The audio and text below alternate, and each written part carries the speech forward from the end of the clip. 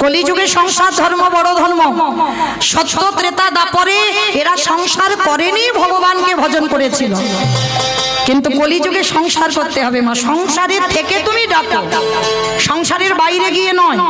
ওই যে মহালয়ের সময় ওই যে অসুরা দেবতাদের ঝগড়াঝাটি দেখো না, এরা অন্য কেউ নয়, সব ভাই ভাই। মাগুলো আলাদা, বাবাগুলো সব একটাই। আরে শুনে নাও মা, কেন আমরা ভালো ছেলের মা হতে পারি না? কেন আমাদের ছেলেগুলো অসৎ হয়?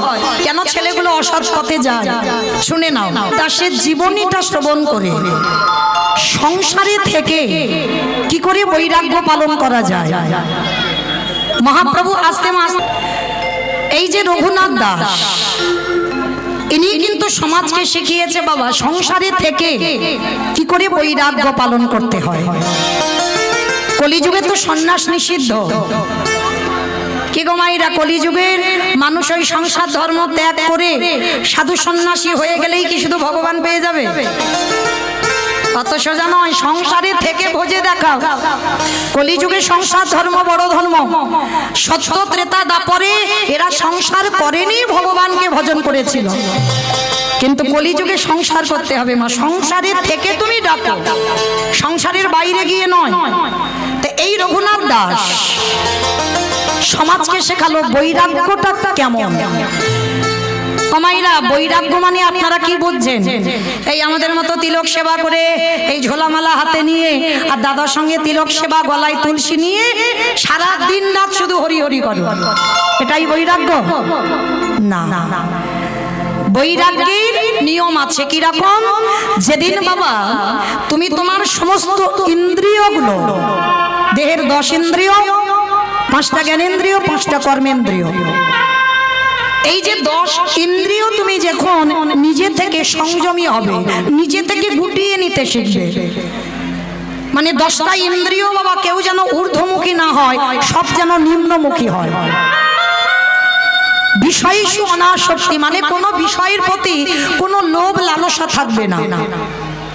এইটা খুব খেয়াল রাখবে মা। বৈরাগ্য তাকে বলে কোনো বিষয়ের প্রতি তোমার লোভ থাকবে না। যেমন ধরো এই যে জিহবা, অনেকে আছেন, আমি সেবা করেন বলে বলছি না, অনেকে আছেন সারা সপ্তাহ স্বামীরা হয়তো বাইরে থাকে, কাজকর্ম করে, কিন্তু সেই রবিবার এলে একটু মাংসের ঝোল, মাছের ঝোল হলে যেন তবে খাওয়াটা ভালো হয়। আছে না মা? বাস্তবের কথা বলছি। আমি খেতে নিষেধ করিনি, অবশ্যই আহার করবেন। যখন যার কৃপা হবে, তোমার অরুচি যখন হবে, ঠিক ছেড়ে যাবে। আমি বললে কি, আর যদি স্বয়ং ভগবান এসে বললে কি হবে? হবে না।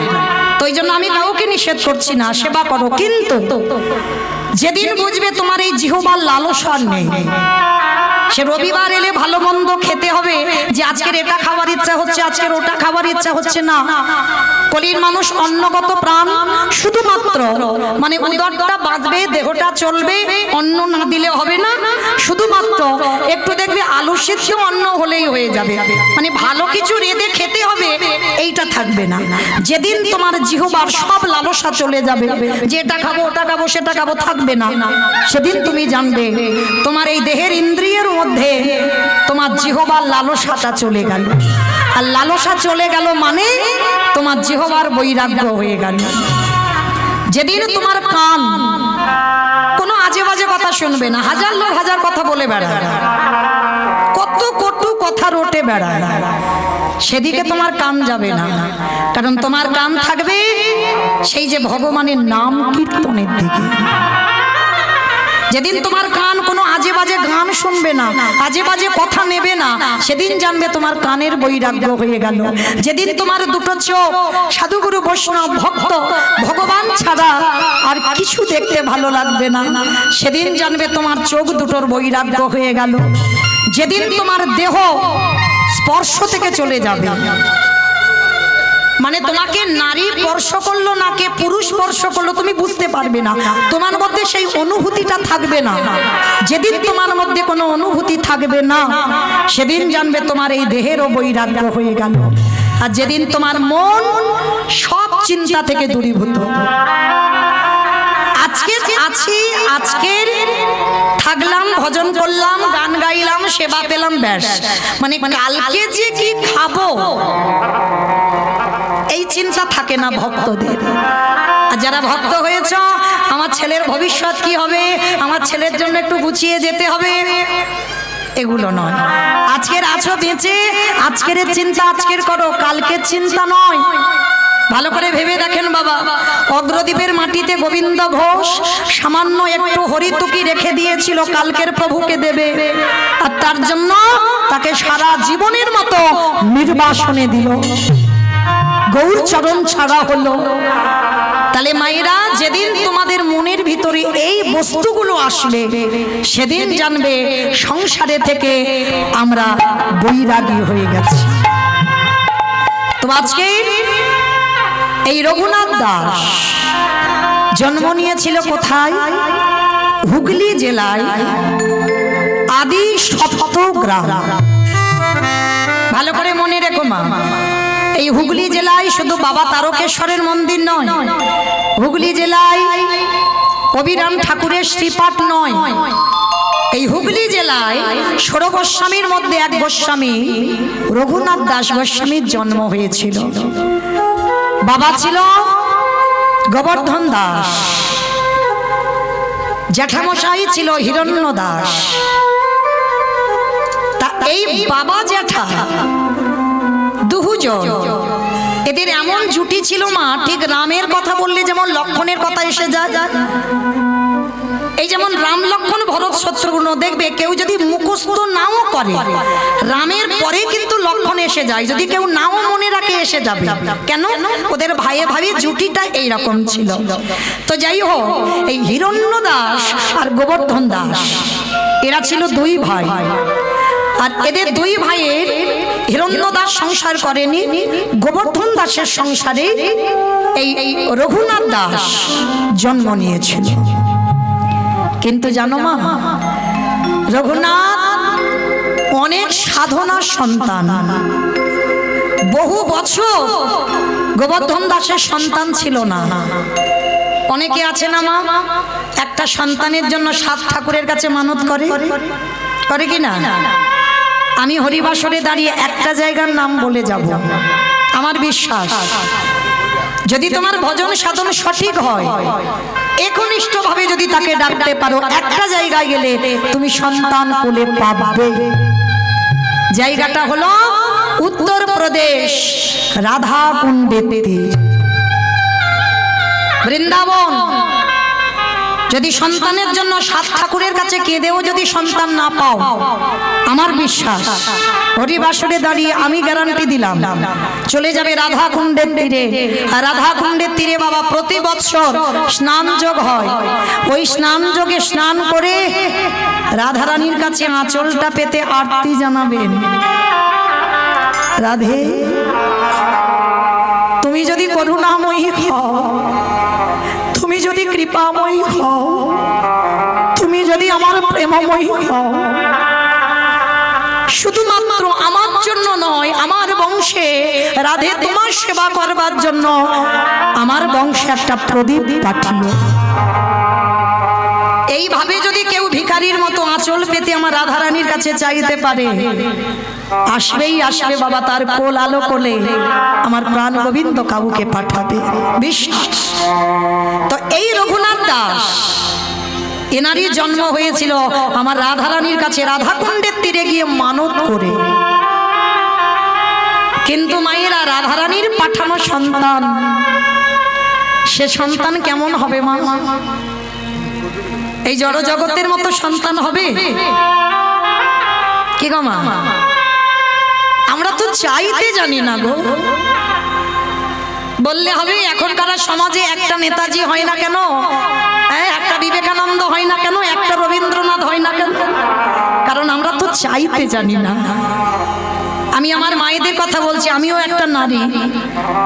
আমরা কোনোদিন স্বামীর কাছে চেয়েছি, স্বামী আমার একটা কৃষ্ণ বলা সন্তান দাও? বারের জ্ঞান নেই, সময়ের জ্ঞান নেই, তিথির জ্ঞান নেই, কোনো কিছুর জ্ঞান নেই, জানি না বাবা কি করে সাধনা করে স্বামীর কাছে পুত্র সন্তান চাইব। তাহলে তুমি চাইতে তো আগে শিখবে, তারপরে তো তুমি একটা কৃষ্ণ ভক্ত সন্তানের মা হবে। আর তুমি যদি সারা জীবন চাইতে না শিখলে তাহলে তুমি কি করে একটা ভক্তের মা হবে? এইগুলো শেখাতে হয়, এগুলো জানতে হয়। যদি বলেন বাবা এটা আমার কথা নয়, আমি বলছি না, আমার একটা কথা বিশ্বাস করতে হবে না, কিন্তু গ্রন্থ জানো, কশ্যপ মুনি নামে এক মুনি ছিল, ভালো করে শুনবেন।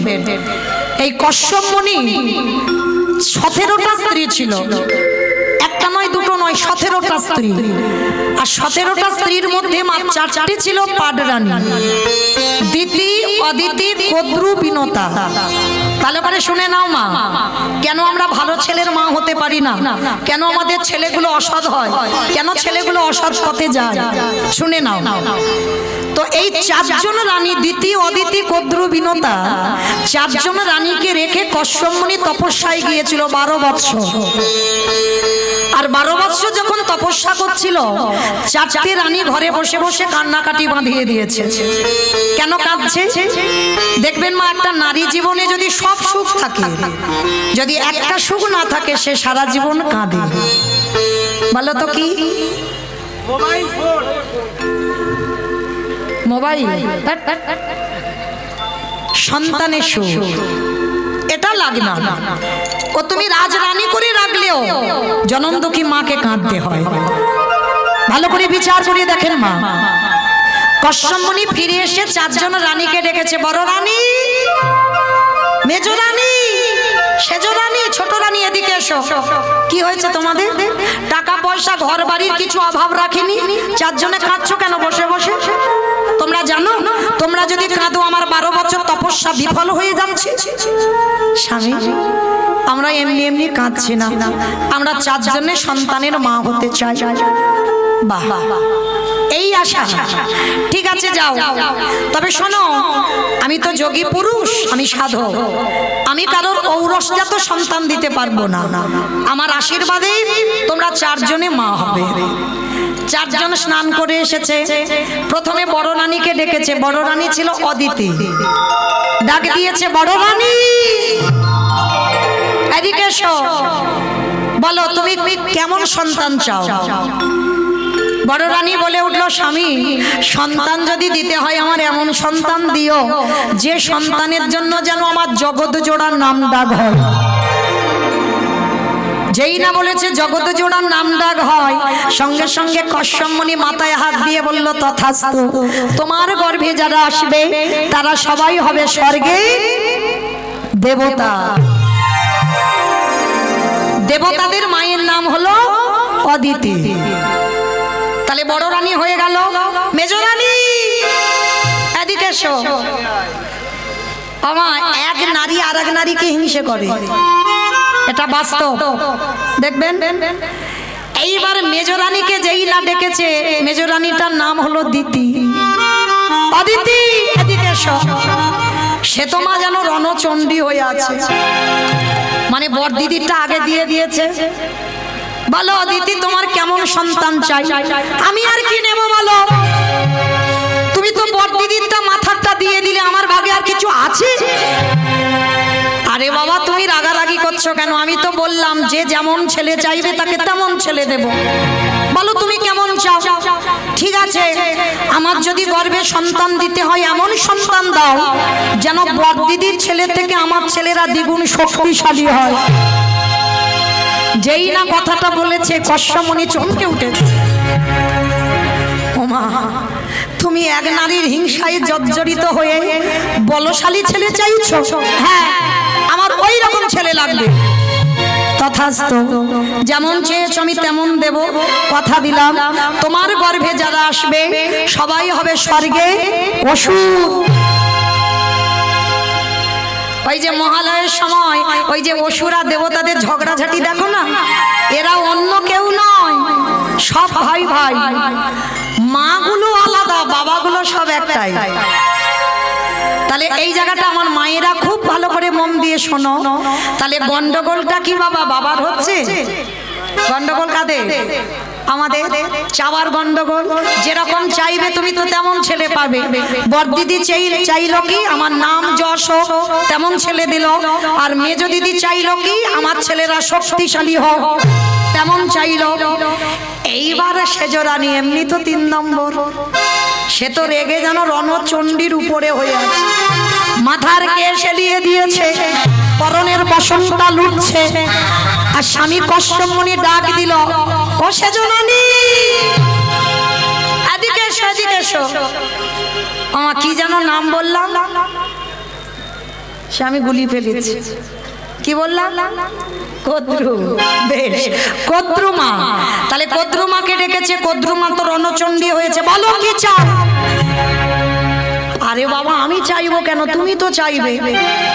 তুমি বললে সন্তানের মা হবে, আমি আর কি করে হব? বড় দিদি ভালো নিয়ে নিল, মেজ দিদি ভালো নিয়ে নিল, আমার ভাগে আর কিছু আছে? আরে বাবা তুমি এত রাগারাগি করছো কেন? বলো না তুমি কেমন ছেলে চাও। আমি তো কথা দিয়েছি যে যেমন চাইবে তাকে তেমন দেব। ঠিক আছে, তাহলে একান্ত যদি আমার গর্ভে দিতে চাও দাও। ওই বড় দিদি নয়, মেজ দিদি নয়, ওদের দুজনের শুধু ছেলে নয়, গোটা পৃথিবীর মানুষ যেন আমার ছেলেকে দেখে ভয়ে থরথর করে কাঁপে। যেই না কথাটা চেয়েছে না, কশ্যপমুনি দেবে কি নিজে ভয়ে কাঁপছে। হ্যাঁ গো কদ্রু, তোমার ছেলেকে দেখে গোটা পৃথিবীর মানুষ কেঁপে উঠবে, বলে হ্যাঁ আমার ওই রকম ছেলে লাগবে। বেশ, কথা দিলাম তোমার গর্ভে যারা আসবে তারা কেউ সাধারণ নয়। যারা যারা তোমার গর্ভে আসবে তারা সবাই হবে বিষধর। কে গো? সাপ। পৃথিবীতে যত রকমের সাপ আছে, আর সাপকে দেখে কে না ভয় পায়? পৃথিবী সবাই কাঁপে না, ভয় পায় না?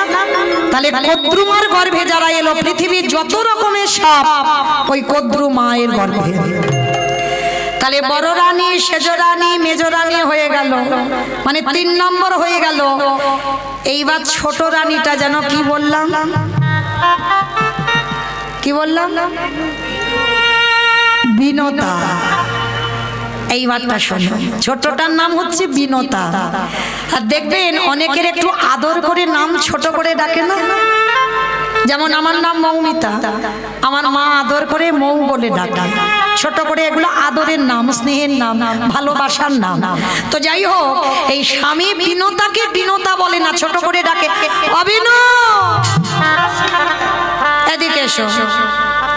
এ কি তোমার চোখে জল? তুমি কাঁদছো? ও বুঝেছি, তোমার বড় দিদি, মেজ দিদি, শেষ দিদি নিয়ে নিল, আর তোমার ভাগে কিছু নেই, ওই জন্য কাঁদছো। না স্বামী, আমি ওই জন্য কাঁদিনি তো। ভালো করে শুনবে মা, এই জায়গাটা খুব দরকার জানা। নারী আমরা সবাই, এখানে অনেকে আমরা নারী, আমিও একজন নারী, কিন্তু স্বভাব, চরিত্র, ব্যবহার, চলাফেরা কি এক হবে? কখনো এক হবে না। তো আজকে 3 জনের চরিত্র শুনলেন, এবার 4 জনের জায়গাটা দেখেন। স্বামী ডাক দিয়েছে, অবিন আমার কাছে এসো। বলো তো দেখি, তুমি চোখের জল মোছো, বলো তুমি কেমন ছেলে চাও? আমি জানি তুমি ভয় পাচ্ছ। বড় দিদি, মেজ দিদি, শেষ দিদি নিল, আর তুমি ছোট, তোমার ভাগে ভালো কিছু নেই, ওই জন্য কাঁদছো। না শাশা, তাহলে কেন কাঁদছো? বলো তুমি কেমন সন্তান চাও? মাথাটা নিচু করেছে, গলদেশে কাপড় দিয়ে আঁচলটা পেতেছে। স্বামী, আমি তোমার কাছে চাইব, কিন্তু কথা দাও, আমি যেমন সন্তান চাইবো তুমি আমায় দেবে। আরে বাবা, আমি বললাম তো, তোমার বড় দিদিদের দিলাম, মেজ দিদির দিলাম, শেষ দিদির দিলাম, আর তোমার দেবো না? বলো কেমন ছেলে? না ওরকম করে নয়, তুমি একবার আমার মাথা ছুঁয়ে বলো যে আমি যেমন ছেলে চাইবো তেমন দেবে। আরে বাবা, মাথা ছোঁয়ার কি আছে? আমি তো বললাম দেবো। আচ্ছা ঠিক আছে, তবু যখন বলছো আমি মাথা ছুঁয়ে বললাম, তুমি যেমন সন্তান চাইবে তেমন দেবো। বলো। গলদেশে বসনে দিয়ে স্বামীর চরণে প্রণাম করে চাওয়াটা দেখেন, আগে তিনজন চেয়েছে আর এর চাওয়াটা দেখেন, আঁচলটা স্বামীর চরণে পেতে দিয়ে বলল, স্বামী গো, তোমার কাছে আমি বড় দিদির মতো সন্তান চাই না, মেজ দিদির মতো সন্তান চাই না, ওই সেজ দিদির মতো সন্তান চাই না। সত্যি যদি আমাকে কিছু দিতে চাও, আমারে গর্ভে তুমি একটাই সন্তান দিও, তবে মনে রেখো যে সন্তানে তুমি আমারে গর্ভে দান করবে। যেদিন আমার নিদানের সময় হবে, যেদিন আমার চারিজন বাঁশির দোলায় নিয়ে যাবে, তুমি এমন সন্তান আমার গর্ভে দান করো, সে যেন কৃষ্ণ কৃষ্ণ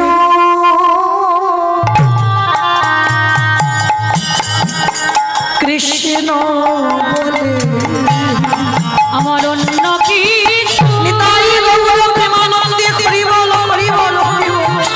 ও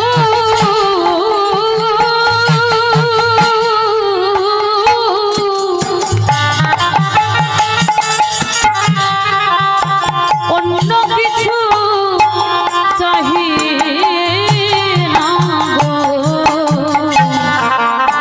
সে যেন কৃষ্ণ কৃষ্ণ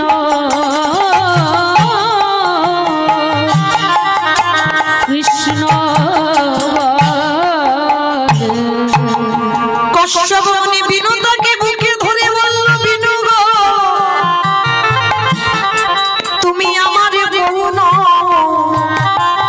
তুমি আমার স্ত্রীও নও, তুমি হলো আমার সাধন ভজনের অর্ধাঙ্গিনী, তুমি হলে আমার সহধর্মিণী, তোমার মতো যেন বধূ আমি জনমে জনমে পাই। শোনো, তোমার গর্ভে আমি বেশি নই, তোমার গর্ভে আমি দুটো ছেলে দিলাম, একটা সন্তান হবে অরুণ পাখি, যেটা হবে বাবা সূর্যদেবের বাহন অরুণ পাখি, আর একটা সন্তান হয়েছিল গরুড় পাখি। আশীর্বাদ দিয়ে দিলাম, তোমার ছেলে শুধু কৃষ্ণ ভক্ত হবে না, ও যে নারায়ণকে কাঁধে কাঁধে নিয়ে বেড়াবে।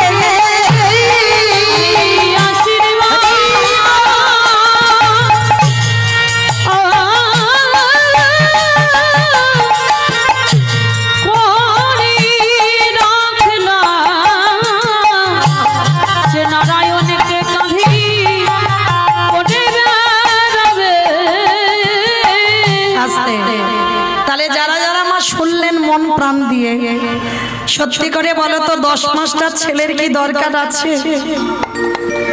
একটা ছেলে যদি ছেলের মতো ছেলে হয়, তবে এই কৃষ্ণ ভক্ত জগতে বড় দুর্লভ। ভগবানের কাছে প্রার্থনা করবে যেন আমার কৃষ্ণ বলা পাখি হয়। তো আজকে লীলাতে বাবা গোবর্ধন দাস আর হিরণ্য দাস, এরা বাবা জ্যাঠা রাধা কুণ্ডের তীরে মানত করে আমার রঘুনাথ দাসকে পেয়েছিল। কিন্তু জানো মা, রঘুনাথ ছোটবেলা থেকে বৈরাগ্য ভাব, সর্বদা কৃষ্ণ নামে ভেসে থাকে। যেখানে বাবা রাস্তা দিয়ে যদি কোনোদিন ওই সাধুগুরু বৈষ্ণব দেখে, ওই রঘুনাথ কি করে, ওই ঘর থেকে ছুটে পালায় তাদের সঙ্গে। আবার দাঁড়ি প্রহরীরা আবার ছেলেকে ধরে নিয়ে বাড়িতে আসে। এইভাবে চলতে চলতে রঘুনাথের বয়স দাঁড়ালো 5 বছর।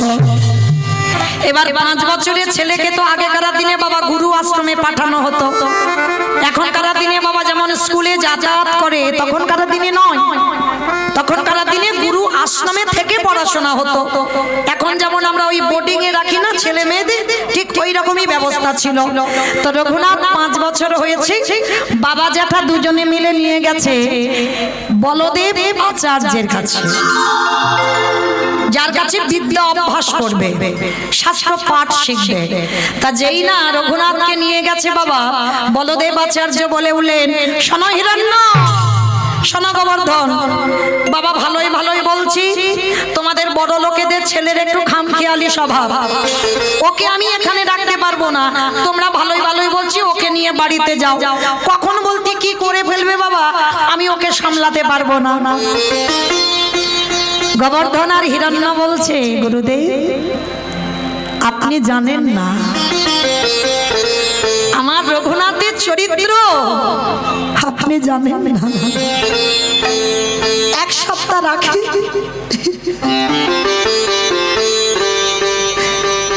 1 সপ্তাহ রাখলে বুঝতে পারবে আমার রঘুনাথ কেমন ছেলে। তবে শোনো বাবু, 1 সপ্তাহকে আমি রাখবো, কিন্তু তারপরে যদি দেখি ও ছেলে বেয়ারা ছেলে, বেয়াদব, কথাবার্তা শোনে না, আমি কিন্তু তোমার বাড়িতে রেখে আসবো। বলে ঠিক আছে। অমাইরা রঘুনাথকে আশ্রমে রেখে এলো বলদেব আচার্যের চরণে। আর বলদেব আচার্য ভাগবত পাঠ করে। আর শুধু তো ওই রঘুনাথ একা নয়, রঘুনাথের বয়সী আরো ছেলেরা আছে পাঠশালায়, সবাই ভাগবত আসরে বসেছে আর গুরুদেব পাঠ করছে। অমাইরা সমস্ত পড়ুয়ারা পিছনে বসে কত গল্প গুজব করছে, কত হাসি ঠাট্টা খেলাধুলা করছে। আর ওই ছোট্ট রঘুনাথ একেবারে গুরুদেবের সামনে বসেছে। গুরুদেবের সামনে বসে নয়ন জলে বুকটা ভেসে যাচ্ছে। গুরুদেব পাঠ করতে করতে ভাগবতটা রেখে রঘুনাথের কাছে গিয়ে বলছে, রঘুনাথ, এই বাবা কি হয়েছে রে বাবা, তুই এমন করে সামনে অনেকক্ষণ ধরে দেখছি তুই কাঁদছিস। আরে তুই এই কঠিন কঠিন ভাগবতের শ্লোক, এই ভাগবত তুই কিছু বুঝতে পারছিস না? গুরুদেব, তা হ্যাঁ রে, বুঝতে পারছিস না, তুই ওরম পাগলের মতো ও বুঝেছি, বাবা মার জন্য মন খারাপ হচ্ছে না? গুরুদেব, তাহলে কি ওই বাড়িতে যাবি, এখানে মন ভালো লাগছে না ওই জন্য? না গুরুদেব। তাহলে কি অন্যান্য বন্ধুরা তোকে বকেছে? না। তাহলে কি জন্য কাঁদছিস বাবা রঘুনাথ? গুরুদেব মুখ থেকে বেরিয়ে এলো, আমি কি তারে পাবো না?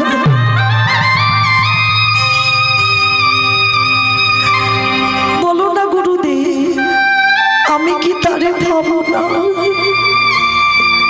কার কথা বলছিস বাবা তুই? এইটুকু বয়সে কাকে বাবার কথা বলছিস? গুরুদেব বলো না, আমি কি কোনোদিন কৃষ্ণ চরণ পাবো না? গুরুদেব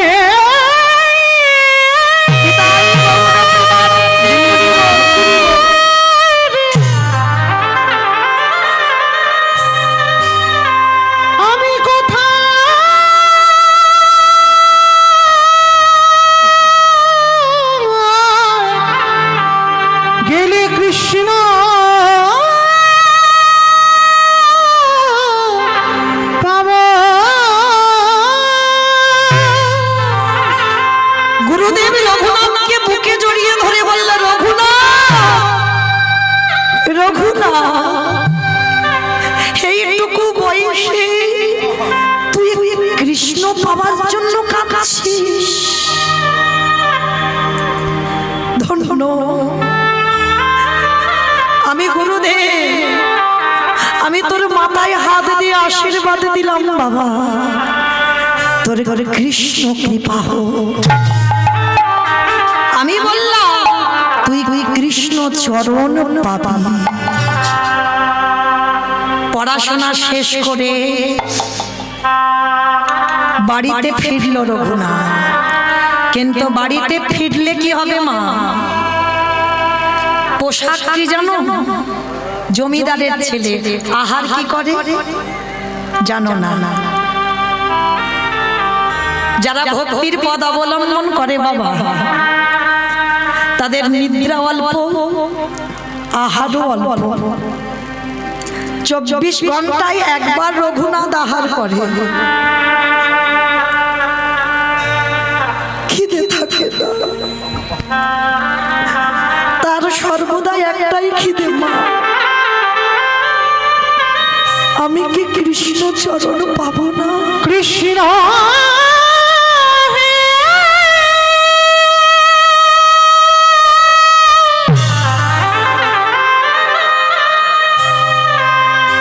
একেবারে দেখো দেখো রে, আমি কি তারে পাবো না? দেখা রে কৃষ্ণ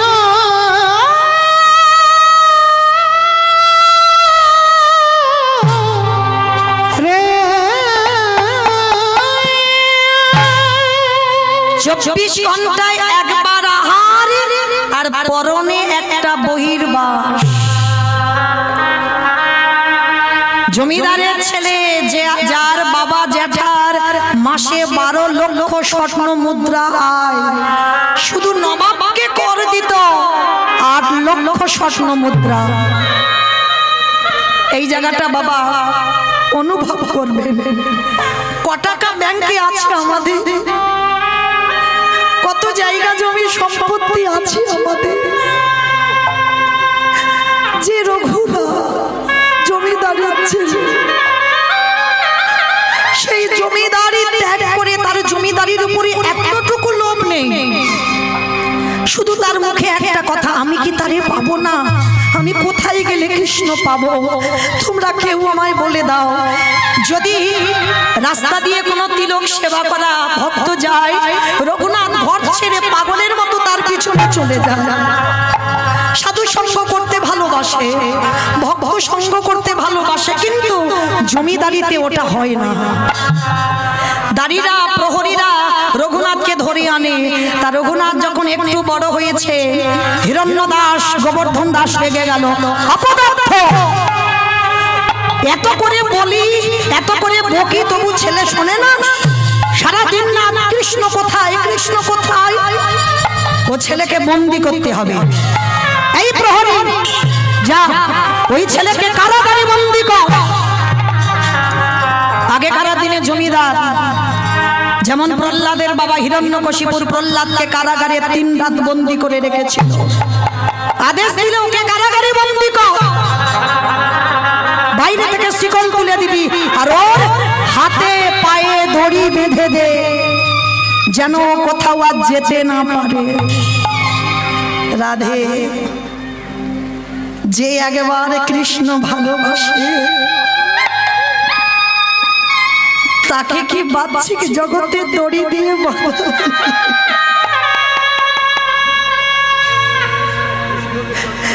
কৃষ্ণ চরণে যে একবার আত্মসমর্পণ করে দেয়, তার বাহ্যিক জগতের কোনো দড়িতে আর কেউ বাঁধতে পারে না।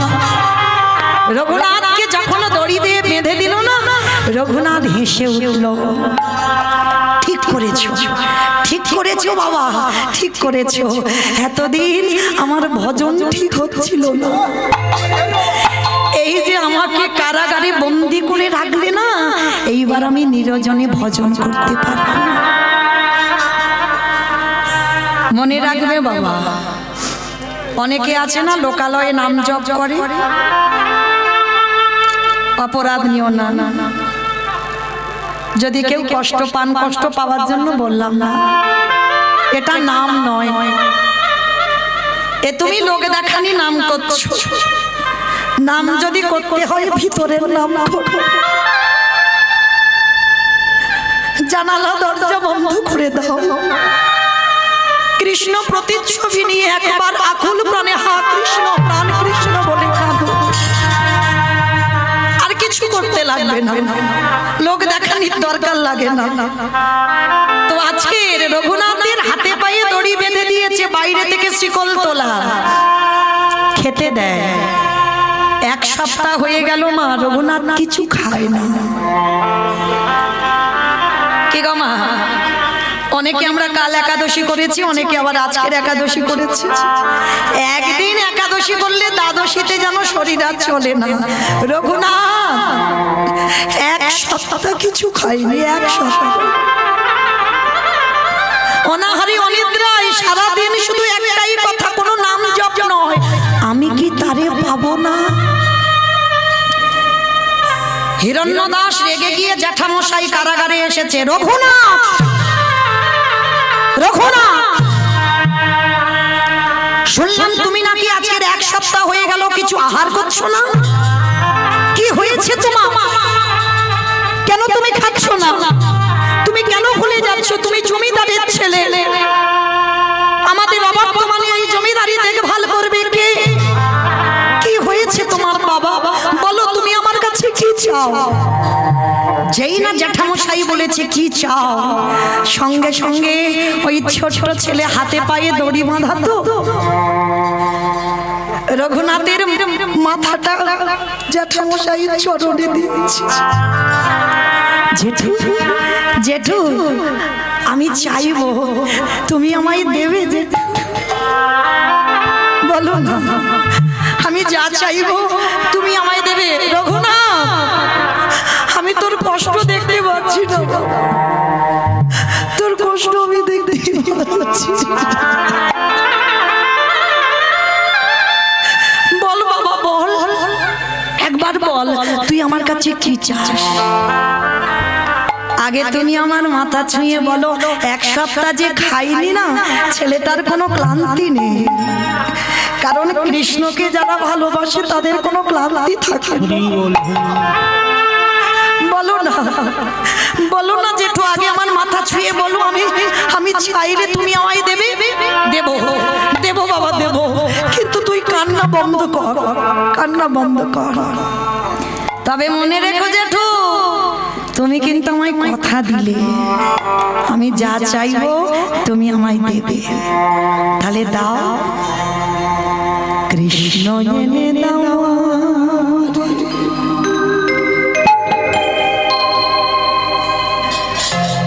কৃষ্ণ এনে দাও,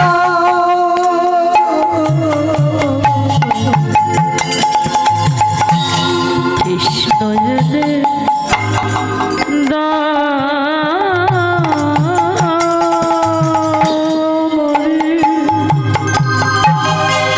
কৃষ্ণ এনে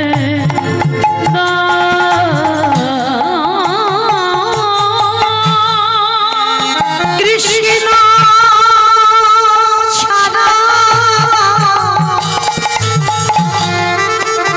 আমার প্রাণে আছে না। জেঠু, কৃষ্ণ এনে দাও,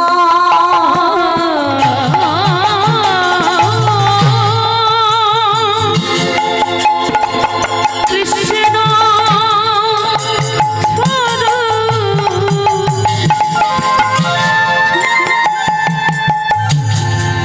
আমার প্রাণে বাঁচে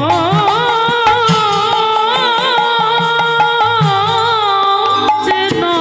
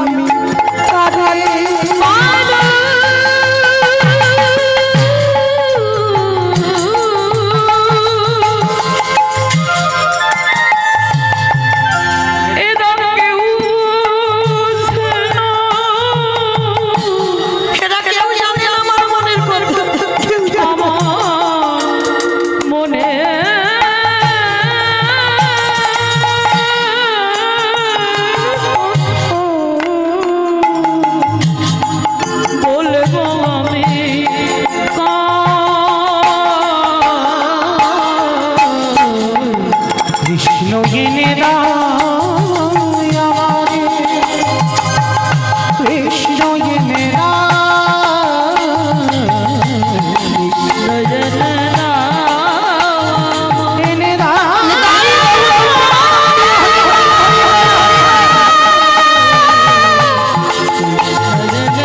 কৃষ্ণ এনে কৃষ্ণ এনে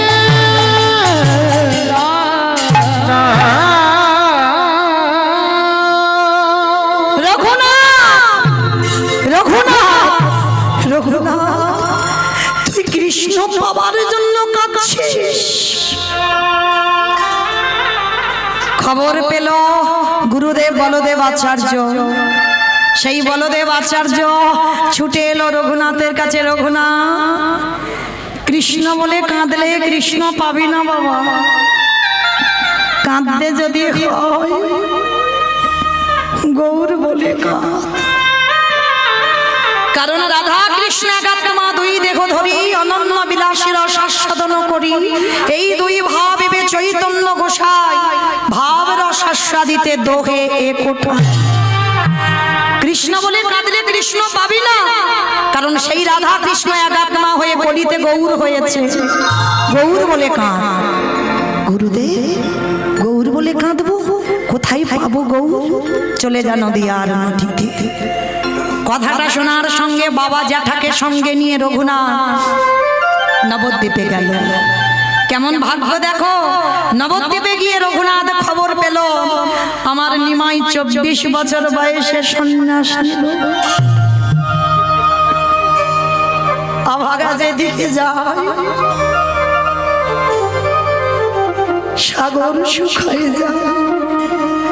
এতদিন কৃষ্ণ বলে কেঁদেছিল, কৃষ্ণ তো পেলই না।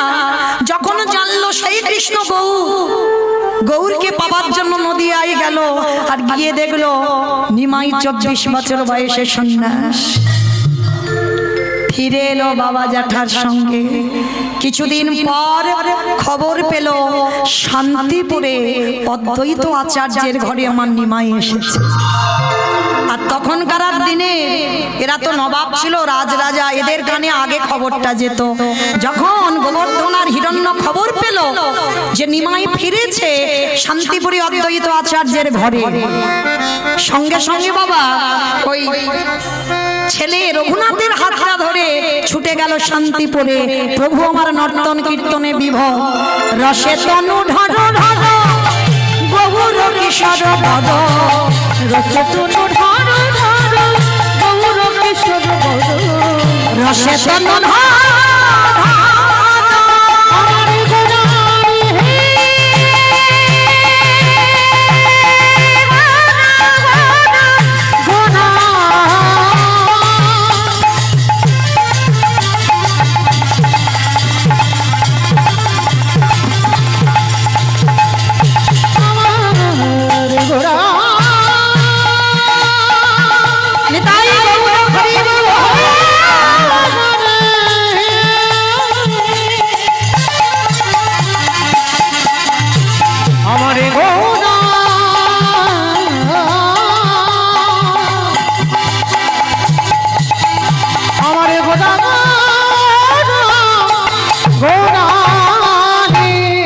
রসে তনু ঢাঢ ঢাঢ গৌর কিশোর বদ, হে বিনা শ্রীকৃষ্ণ চৈতন্য, হে বিনা শ্রীকৃষ্ণ চৈতন্য, হে বিনা শ্রীকৃষ্ণ চৈতন্য, হে বিনা শ্রীকৃষ্ণ চৈতন্য, এ শ্রাবণে গুর কথা কহি অন্তরে দেখা,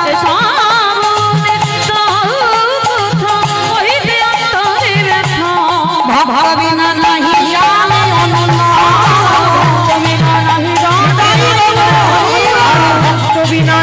জানে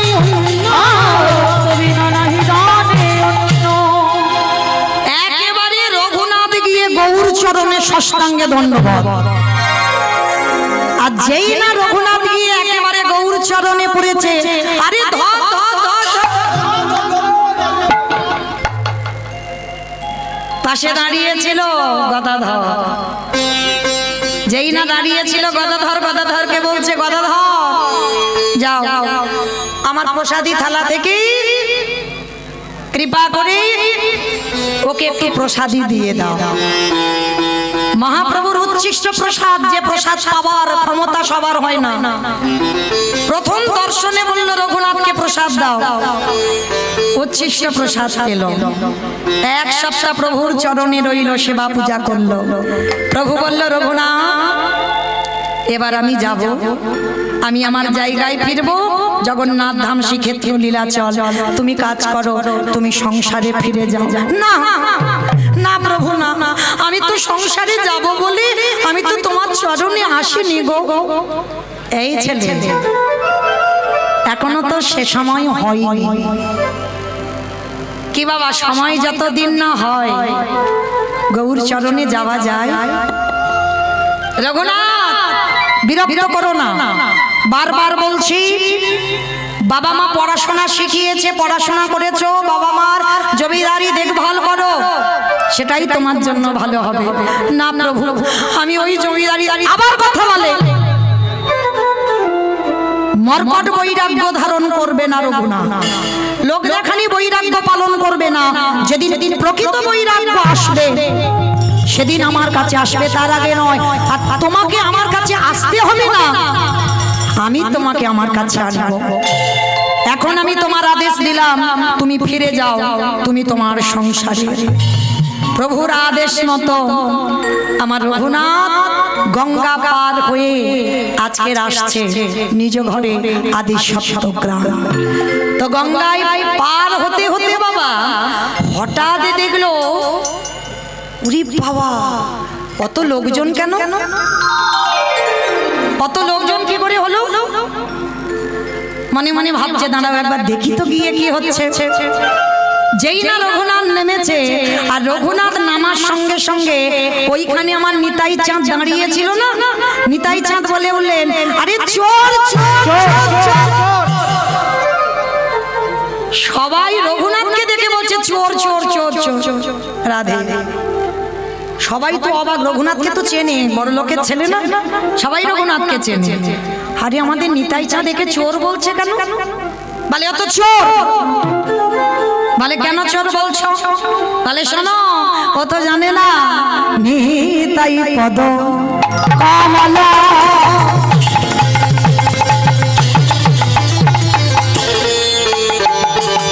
অগ কোটি চন্দ্র সুশীতলা অগণিতাই পদ কমলা কোটি চন্দ্র সুশীতল যে ছায়া জগত জুড়া ছায়া রে ছায়া জগত জুড়া। বলি হেন নিতাই বীরের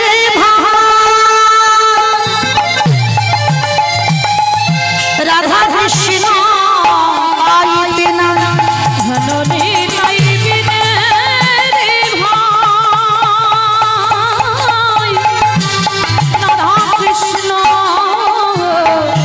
আইতে নাই। ভগবীর করি ঘর নিতাইয়ের পাই, তোমরা বীর করে ধরনি তায়ের পা।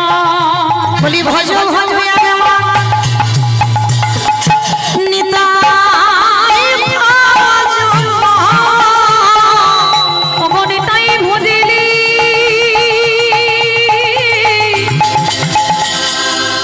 গৌরে পাবি একেবারে ভজ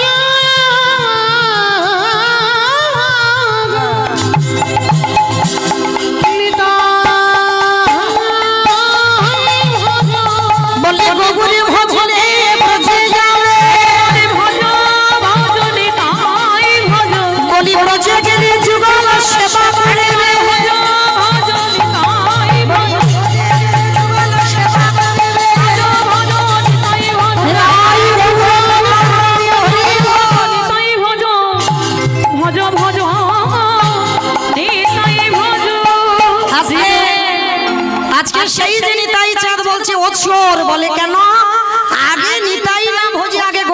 চরণে গেছে, তাহলে চোর নয়, ওই জন্য ওকে দণ্ড দেওয়া হবে।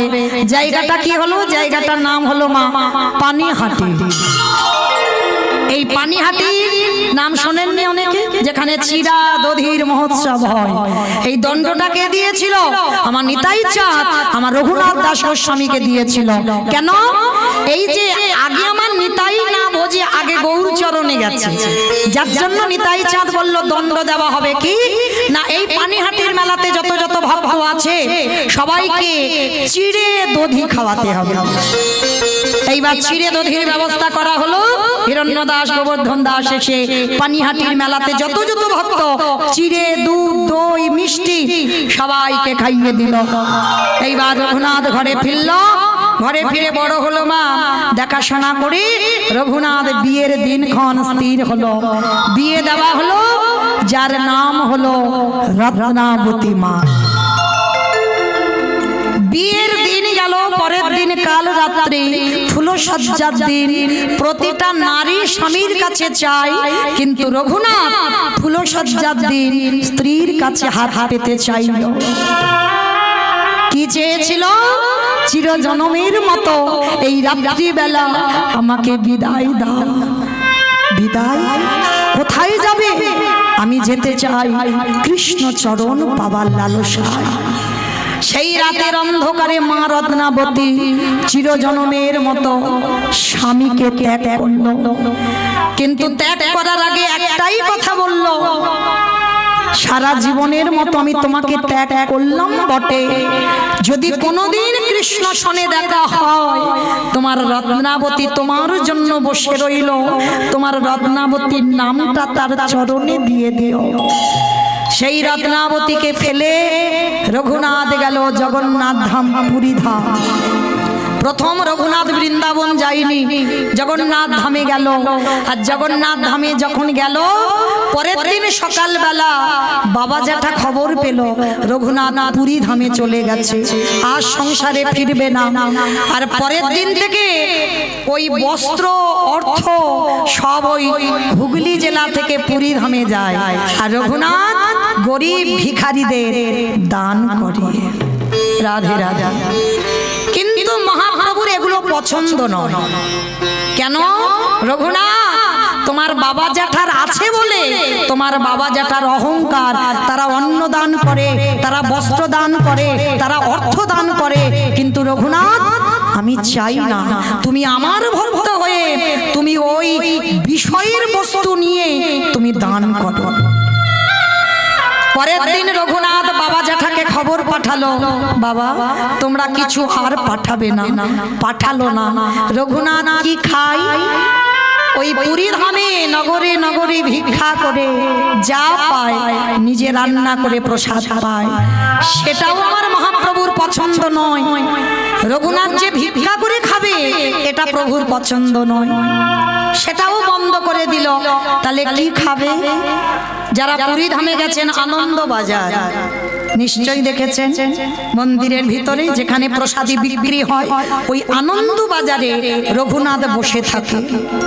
আর ওই যেগুলো বেশি হয় যদি কেউ কৃপা করে রঘুনাথকে দেয়। এটাও আমার গৌর হরির পছন্দ নয়। সরু দামোদরকে দ্বারা খবর পাঠালো, রঘুনাথকে গিয়ে বলো ও যে অযাচিত ভাবে কারোর কাছ থেকে কিছু চেয়ে খাবে, পছন্দ নয়। তাহলে কি করবে মা? আনন্দ বাজারে বসে রইল, কেউ দিচ্ছে তাও পছন্দ নয়। তাহলে কতটা পরীক্ষা নিয়েছিল ওই জমিদারের ছেলে রঘুনাথের উপরে।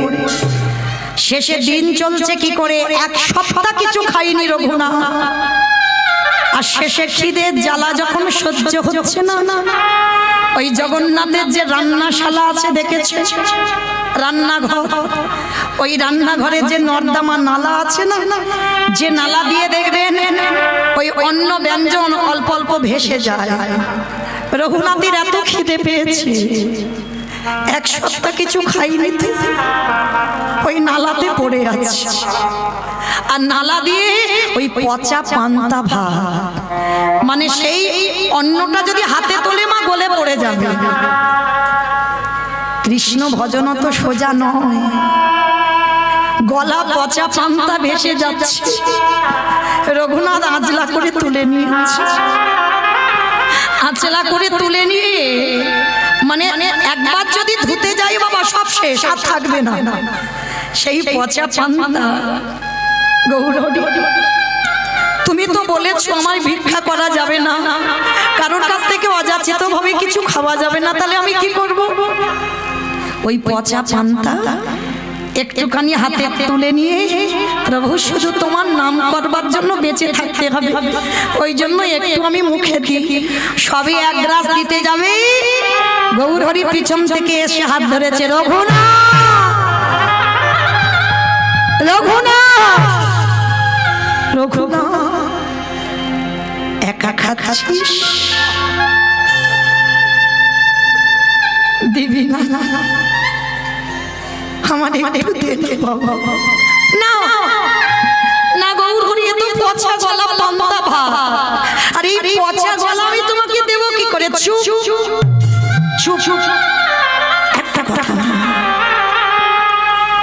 প্রসাদ কোনোদিন পচে পচে না, প্রসাদ জীবনে পচে না, দে না। জোর করে রঘুনাথের কাছ থেকে পচা পান্তা ভাত একটু মুখে দিয়েছে, আর ভগবানকে নিবেদন করলে হয় প্রসাদ, আর ওইটা যখন ভক্ত সেবা করে নেয়, উচ্ছিষ্ট করে, সেটা মহাপ্রসাদ হয়। আর ভগবান প্রতিটা যুগে যুগে মহাপ্রসাদ পাওয়ার জন্য লালায়িত। যেই না রঘুনাথের হাত থেকে কেড়ে দিয়ে ওই মহাপ্রসাদ সবই এক গ্রাস দিয়েছে, স্বরূপ দামোদর এসে বলছে, গৌরহরি তুমি ভক্তের ওই উচ্ছিষ্ট পাচ্ছ? রঘুনাথ, আমি এতদিন ধরে তোকে পরীক্ষা করে দেখলাম, ধন্য তুই জমিদার বাড়ির ছেলে হয়ে, রাত সুখে থাকার ছেলে হয়ে, এভাবে যে গৌর সেবা আমার জানা ছিল না।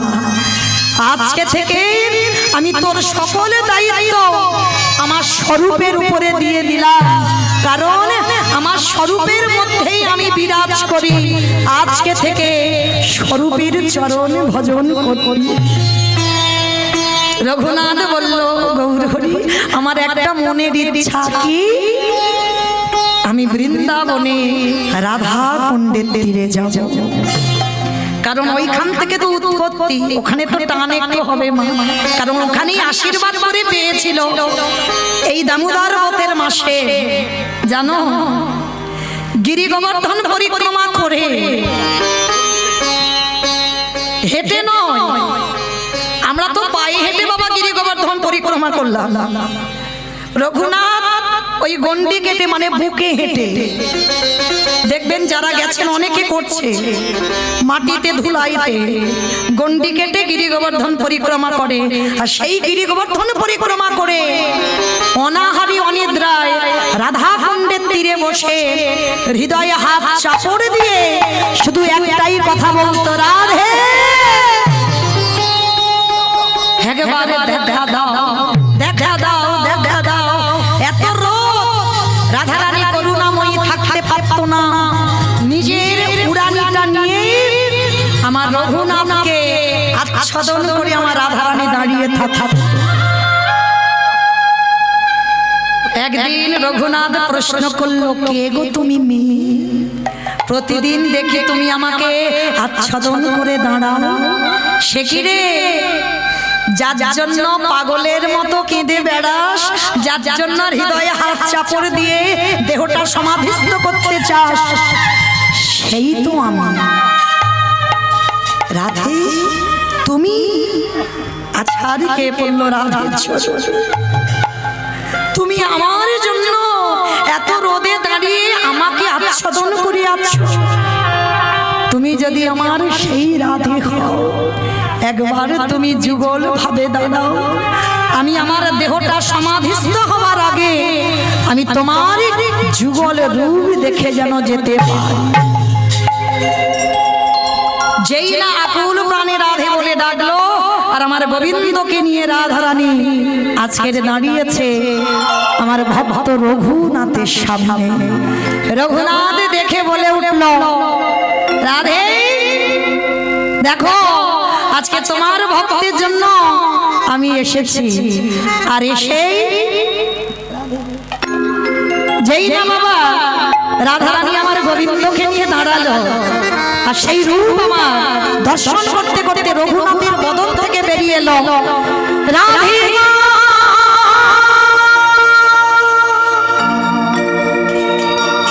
রাধে গো,